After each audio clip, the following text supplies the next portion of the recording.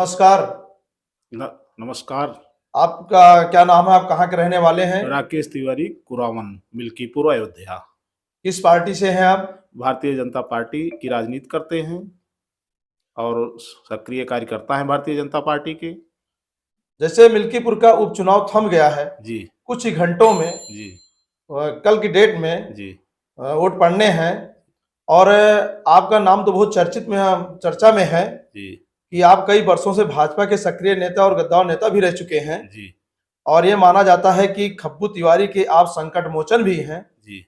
आप उस पर क्या कहना चाहते हैं? देखिए, खब्बू तिवारी के संकट मोचन कहे जाने का तात्पर्य, देखिए वो हम लोगों के बड़े भाई हैं और जब जब मिल्कीपुर में उनको आवश्यकता हुई है और केंद्रीय नेतृत्व पार्टी ने जब जब उनकी परीक्षा लेने की कोशिश की है तो यहाँ के लोगों ने उनके सम्मान में कोई कोताही नहीं किया।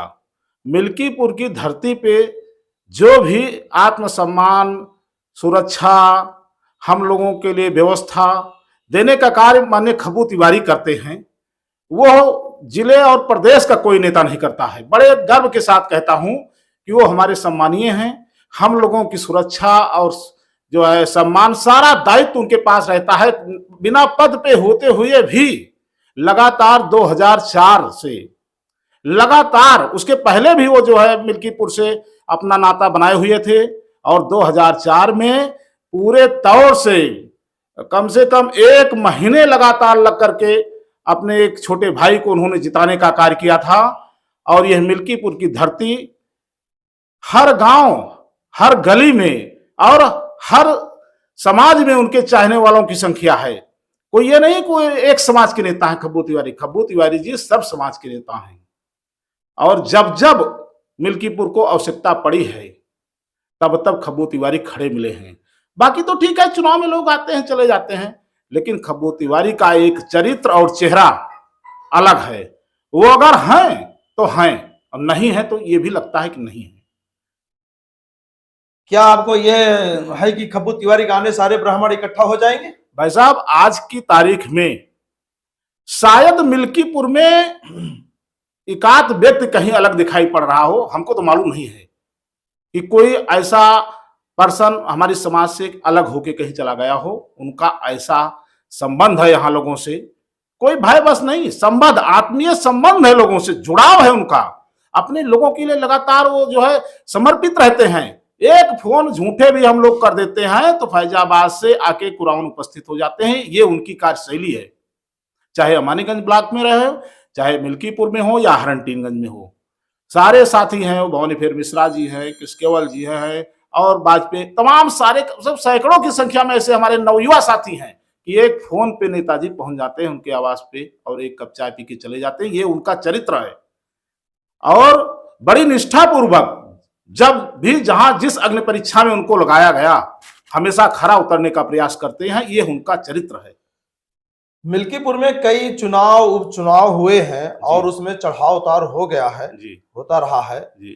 तो कितने दावे के साथ कह सकते हैं कि चुनाव भाजपा की पक्ष में जा सकता है? भाई साहब, जब जब खब्बू तिवारी जी मिल्कीपुर की राजनीति में पार्टी ने उपयोग करने और उनकी अग्नि परीक्षा लेने का काम किया है, तब तब खब्बू तिवारी सोना बनकर हमेशा मिल्कीपुर से निकले हैं। 2004 का चुनाव रहा हो और चाहे आज का चुनाव हो, आप देख लीजिएगा, भाई चंद्रभान पासवान जी भारी मतों से जीतने जा रहे हैं। उसमें खब्बू तिवारी का बहुत जबरदस्त रोल मॉडल है, इसमें इंकार नहीं किया जा सकता। युवाओं का उत्साह बढ़ गया उनके आने से। पूरी विधानसभा की युवा लॉबी में जबरदस्त क्रेज है उनका। कोई गांव ऐसा बाकी नहीं है, सब समाज के लोग युवा जो है उनके साथ जुड़े रहते हैं। और तमाम हमारे ऐसे युवा साथी हैं, चाहे बलराम यादव हो, चाहे रमेश मौर्य हो, चाहे राम तेज मौर्य हो, चाहे विवेक शुक्ला हो, इतने पूरी टीम है। सुरेश पासवान है उनके साथ, धर्मेंद्र पासवान है। और एक आपको नई बात बता दूं, उनके संबंध पीडीए में भी हैं, बहुत जबरदस्त चेहरे। रकीब भाई कोटडीह, देश की आजादी में पहली बार हम कोटडीह जीतने जा रहे हैं और भारी मतों से। इस बार कोई लड़ाई नहीं, यहां तो केवल एक बदले की लड़ाई है। जो हमसे एक चूक हुई पूर्व में, बाहर से बड़े आरोप प्रत्यारोप लगे हम पर। जनता उससे बहुत जो है अपने को असंतोष था उससे, तमाम लोगों के अंदर कि हमने ये क्या किया। आत्मग्लानि थी हमको कि मुझसे ये चूक हुई पूर्व में, हम उस चूक को सुधारना चाहते हैं और बदले की भावना से यह चुनाव हो रहा है, आप जान लीजिए।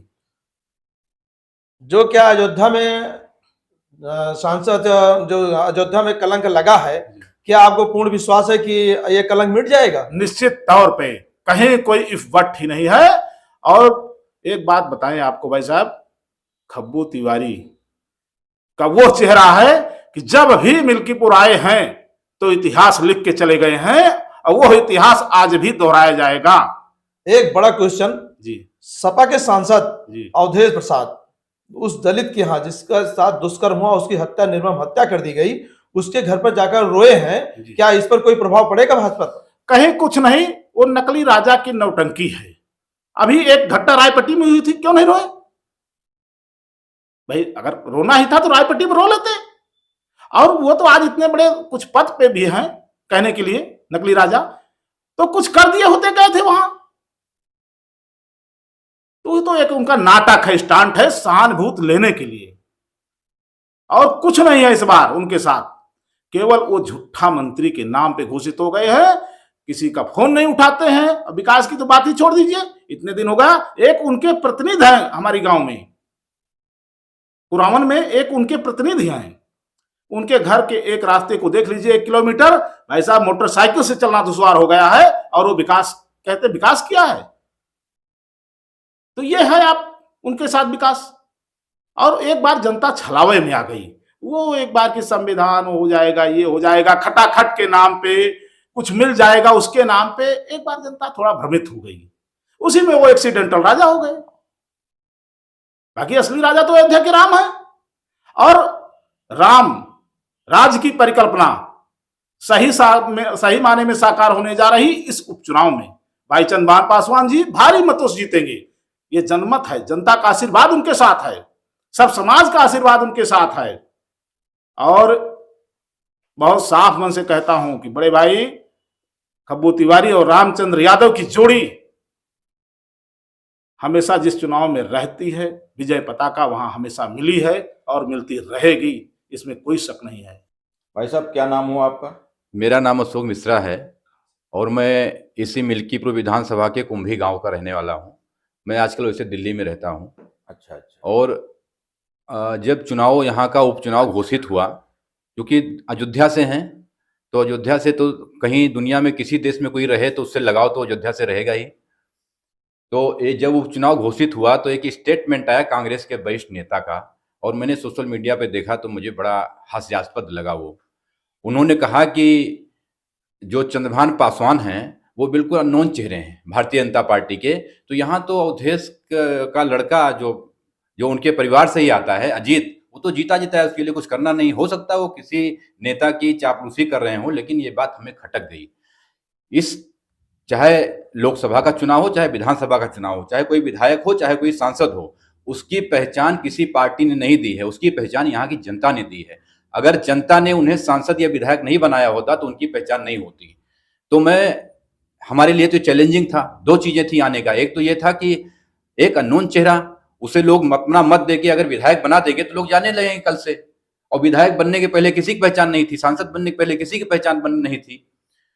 दूसरा ये था कि 140 करोड़ हिंदुओं की आस्था का प्रतीक अयोध्या का जो राम मंदिर है, उसे एक पार्टी ने, समाजवादी पार्टी की सरकार ने ही वहां पर हजारों लोगों को गोली से मरवाया था, उनकी आस्था पे चोट की थी, उनको गोली से मारा था।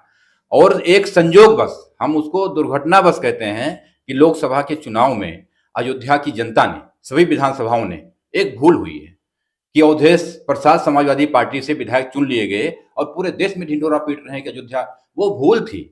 और ये उपचुनाव में मिल्कीपुर के उपचुनाव में क्या यहाँ की जनता भूल सुधार के लिए कुछ करने जा रही है? लालायित है। पूरे अयोध्या में के जनता से, जनमानस से जो भूल हुई है, मिल्कीपुर की जनता ने, सर्व समाज ने तय कर लिया है, हम उसकी भूल सुधारेंगे। और ये चुनाव किसी पासवान, सिर्फ पासवान का नहीं है, ये जनता का है। जनता पासवान को अपना अमूल्य मत देके और उन्हें विधानसभा तक पहुंचाएगी। क्योंकि आप भारतीय जनता पार्टी से बिलोंग कर रहे हैं और ये तमाम नेता आ रहे हैं, यहाँ तो काफी मंत्री भी थे, तमाम विधायक भी थे, सांसद भी, तो उसमें सांसद के ऊपर जो अयोध्या के तथाकथित राजा कहे जाते हैं, जैसा कि वो घोषित हैं, उनके पार्टी के मुखिया अखिलेश ने उनको कहा है, परिवारवाद का आरोप उन पे लग रहा है। क्या कहना चाहेंगे आप इस परिवारवाद पर? देखिए, उनकी परंपरा है परिवारवाद की, वो मुलायम से ही चली आ रही है।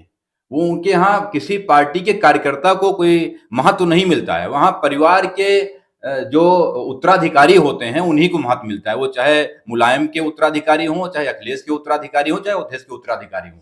ये कल्चर कभी, ये कांग्रेस में भी ये परंपरा रही है। आज भी एक व्यक्ति परिवार के नाते ही पार्टी का प्रधानमंत्री बनने के लिए बैठा है। क्या कांग्रेस में कोई नेता नहीं है 50, 60, 70 सालों में? कोई ऐसा व्यक्तित्व, चाहे वो पार्टी के किसी नेता के घर में या पार्टी किसी कार्यकर्ता के घर में, ऐसा कोई व्यक्ति नहीं हुआ जो उसका प्रधानमंत्री बन सके? सिर्फ राजीव गांधी बन सकते हैं। तो पारिवारिक परंपरा उनके यहाँ है, उन्होंने तालमेल किया है, इसीलिए तालमेल किया है कि जैसन को तैसन मिले। भारतीय जनता पार्टी में कभी भी पारिवारिक परंपरा ऐसी नहीं रही है। कार्यकर्ताओं को महत्व रहा है हमेशा। जो संघर्षशील कार्यकर्ता हैं उनको टिकट मिला है, उनके साथ पार्टी खड़ी रही है और पार्टी ने उनको नेतृत्व सौंपा है। इस परिवारवाद का क्या समाजवादी पार्टी में भी कुछ लोग विरोध कर रहे हैं आपके अनुसार? झूठा विरोध कर रहे हैं, जो कर रहे हैं वो फर्जी विरोध कर रहे हैं, लोगों को गुमराह कर रहे हैं। कोई परिवारवाद नहीं। एक ही कॉन्स्टिट्यूंसी में, एक ही लोकसभा क्षेत्र में बाप पूत दोनों लड़ रहे हैं। ये जनता नहीं समझ रही है कि कल को अगर विधायक की शिकायत उनके बाप के पास लेके जाएंगे तो सुनेंगे? कि लोकसभा एक सांसद की शिकायत विधायक के पास लेके आएंगे, सुनेंगे? जनता खूब समझ रही है कि विधायक बिल्कुल समाजवादी पार्टी से हटके होना चाहिए, कि हम कम से कम वो हमारी बात ना सुने तो हम वहां सांसद तक ले जा सकें। और सांसद इसलिए सुने कि ये भारतीय जनता पार्टी का कार्यकर्ता है, उनके विधायक के पास गया था, इसकी सुनी नहीं गई। जो कुंभ चल रहा है और कुंभ में भगदड़ में काफी लोगों की मृत्यु हो चुकी है, उस पर आप क्या कहेंगे? देखिए, ये बड़ा दुर्भाग्यपूर्ण है जो घटना वहां पे हुई है, और मुझे लगता है कि सरकार उस पे जो करना है वो कर रही है। चाहे उनको मुआवजा देना हो, चाहे उनकी जो भी कार्रवाई करनी हो, सरकार अपने स्तर पे कर रही है। और ये नहीं कुंभ में पहली बार हुआ है। जिस हिसाब से ये कुंभ महाकुंभ हुआ है, इतने करोड़ लोग वहां पे आए हैं, इसके पहले तो कुंभ और तमाम इस तरह के आयोजन होते थे। उसमें कहीं भगदड़ ट्रेन स्टेशन पे मस्ती थी, कहीं मेले में मस्ती थी।